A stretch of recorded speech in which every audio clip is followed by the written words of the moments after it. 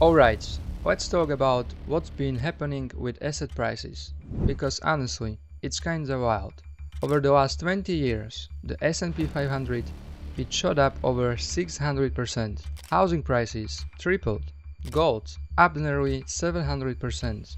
And inflation just about 65%. Yes, those numbers got me thinking. Are we living in some massive bubble, or is this just the new normal? Like, are asset prices just gonna keep folding upward forever? So I dove in, lots of reading, way too much coffee, and the answer? It's not what you'd expect. But before we get into that, let's set the stage a bit. Here is what we know. Asset prices across the board have been climbing way faster than they used to. And one of the clearest examples is real estate. Take a look at this chart. It tracks US housing prices, but adjusted for inflation. And here is the cool part.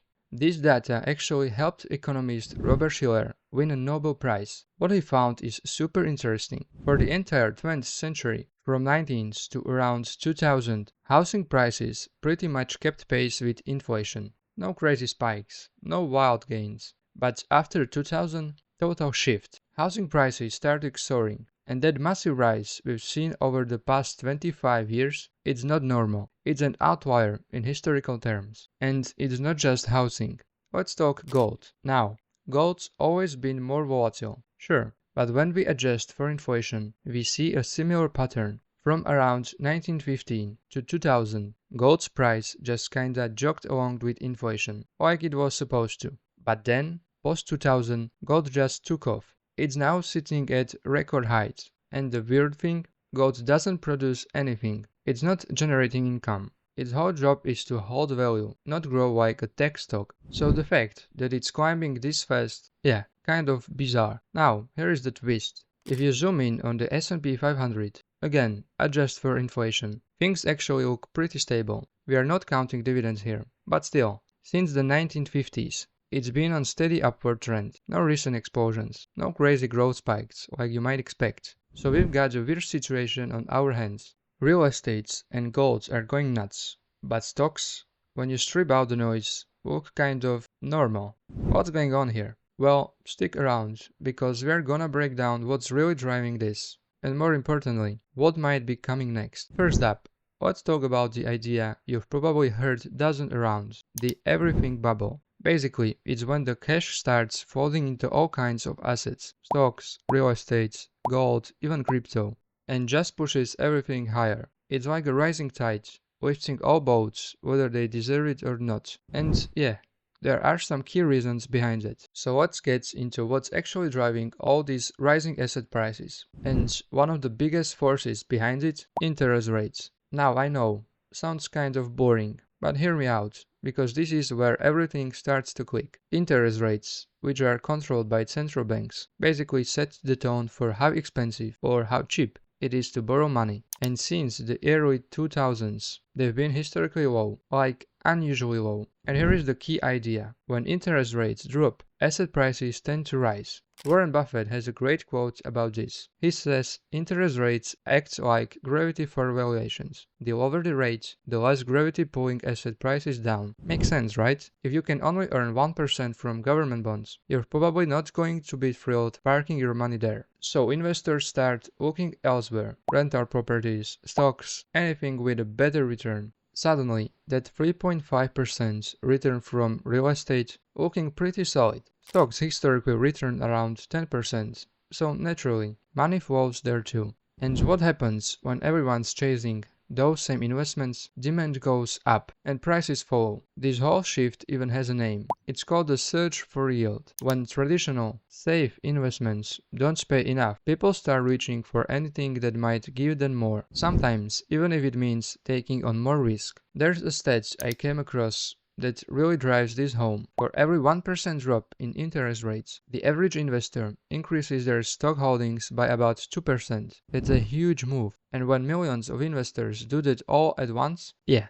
asset prices get a serious boost. So yeah, central bank policy plays a huge role here. But surprisingly, it's not the whole story. In fact, it might not even be the biggest factor. Let's talk about something a lot of people don't want to hear: wealth inequality. Because here is the thing. When wealthy people get wealthier, and they don't just stick that extra cash under the mattress. They invest it. And not just in one or two things, in everything. If you've got $1 million and earn 10%, you just made 100 grand. Nice, right? But if someone has 100 billion, that same 10% return is worth 10 billion. And that money gets pumped right back into the market, buying up stocks, real estate, collectibles, even farmland. Now remember, we are living on a planet with limited lands, limited assets, and limited supply. So if a small percentage of people have an ever-growing amount of capital to deploy, they end up owning more and more of the pie. That demand from the ultra-wealthy puts constant upward pressure on prices, which makes it harder for regular investors, and especially first-time buyers, to compete. And to explain how this works in the real world, there's actually a perfect analogy. Think Monopoly. That Monopoly analogy, honestly, it explains today's economy a little too well. Think about how that game works. There is a fixed number of properties, right? As the game goes on, players scoop them up, collect rent, and one person eventually pulls way ahead. Now here is the kicker. Even when the game's still technically going, the outcome's already decided. One player owns almost everything.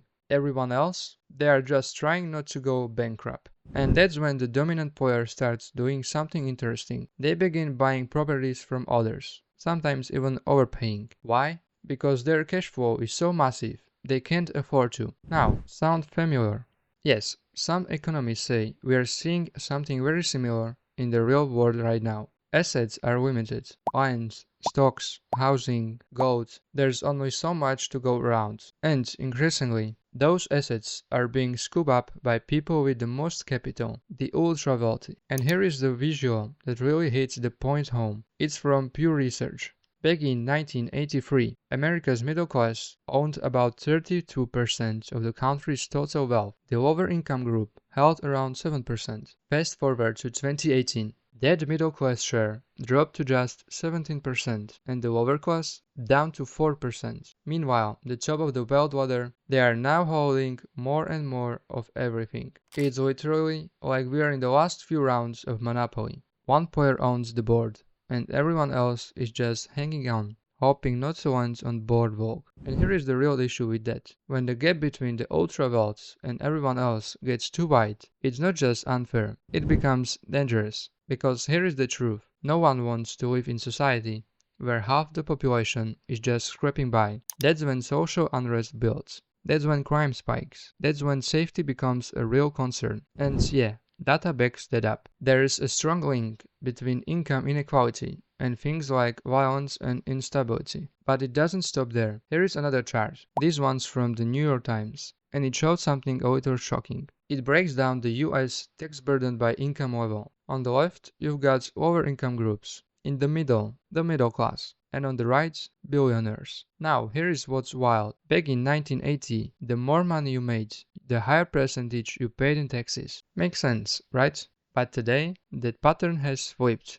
Alright, so here is the thing gets even more interesting. And honestly, a little frustrating. Over the last few decades, the amount of taxes paid by the ultra wealth has been dropping. Not just a little, a lot. Back in the early 2000s, the richest Americans were paying about the same percentage in taxes as upper middle class earners. Not ideal, but at least somewhat aligned. But by 2018, that completely flipped. The wealthiest individuals were actually paying a lower tax rate than even the lowest income group. Yeah, read that again. And guess what else happened during that same time frame? A massive surge in asset prices across stocks, real estate, gold, you name it. So, is that a coincidence? Maybe, but it definitely raises the question, is low taxation on the ultra-rich one of the key drivers behind skyrockets asset prices? Now look, I'm not here to get political or tell you what tax policy should be. That's a conversation for another day. You can make your own call on what's fair or not.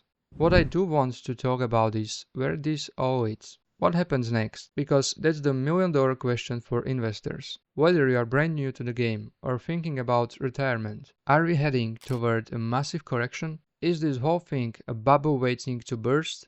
Or is this just the new reality? Maybe sky-high real estate prices and inflated valuations are here to stay. Here is the truth. No one knows for sure. That uncertainty is just part of investing. It always has been. Historically, when valuations are stretched, future returns tend to be lower. But on the flip side, trying to time the market perfectly, that almost never works. Study after study shows that most investors who try to wait for the crash end up missing gains instead. Which brings us to the practical side of all this. What do you actually do with your money right now? Let's say you are looking at the market and thinking, everything feels expensive, real estate's overpriced, stocks are sky high, gold's at the peak. What now? There are a couple of solid approaches. Option 1 is the classic long-term strategy, passive investing. That means sticking with a diversified portfolio, regularly investing in low-cost index ETFs, and make sure everything lines up with your risk tolerance. Nothing flashy, no market timing,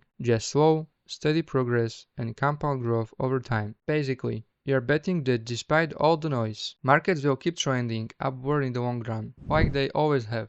Option 2. You get a little more creative. Start looking off the beaten path. Seek out areas where everyone isn't already throwing their money. Places where valuations are still reasonable and there's potential for long-term growth without paying a premium. And that's where we are headed next, into some of those alternative opportunities. So if you are thinking, alright, prices are high across the board, is there anywhere I can still invest without feeling like I'm overpaying? Good news, there are options. One place to look, international markets. A lot of investors get tunnel vision with the US stocks, especially big names in the S&P 500. But outside the US, there are plenty of solid companies that just don't get the same attention. And because they are under the radar, they often trade at way lower valuations. We are talking price to earnings ratios under 15, with dividend yields north of 5% and still posting decent growth. Even Warren Buffett, who's famously US-centric, has been increasing his exposure overseas lately. That tells you something. Why? Because, honestly, it's getting harder to find value in the US market. Everything's been beat up, so going international might be one way to stretch your dollar further. Now, stepping back. Yes, asset prices are clearly elevated compared to historical norms. Stocks are expensive. Real estate has outrun inflation. Gold's on a tear. And now you've seen some of the possible reasons why. Low interest rates, tax policy shifts, rising inequality, and this massive global search for yield. So what happens next? Will things cool off? Will prices keep climbing? Nobody knows for sure. Personally, I don't think we are going to see a dramatic shift anytime soon. But hey, I could be wrong. And honestly, if prices dip drop across the board, I'd kind of welcome it. Yeah, I'd take a hit in the short term. Most of my portfolio is invested, after all. But lower prices mean one thing, opportunity. If you've got steady income and long-term mindset, a downturn isn't the end of the world. It's actually a chance to buy quality assets at a discount. And that's how real wealth is built over time. So I'm curious, what do you think? Are we in a bubble, or is this just the new investing landscape? Drop your thoughts in the comments. I'd love to hear your take. And hey, no matter what you decide to do, just remember, investing always comes with risk. There are no guarantees. The market might go up, or it might surprise everyone and go the other way. But if you made it this far, thanks for watching. I appreciate your time. Take care and I'll see you in the next one.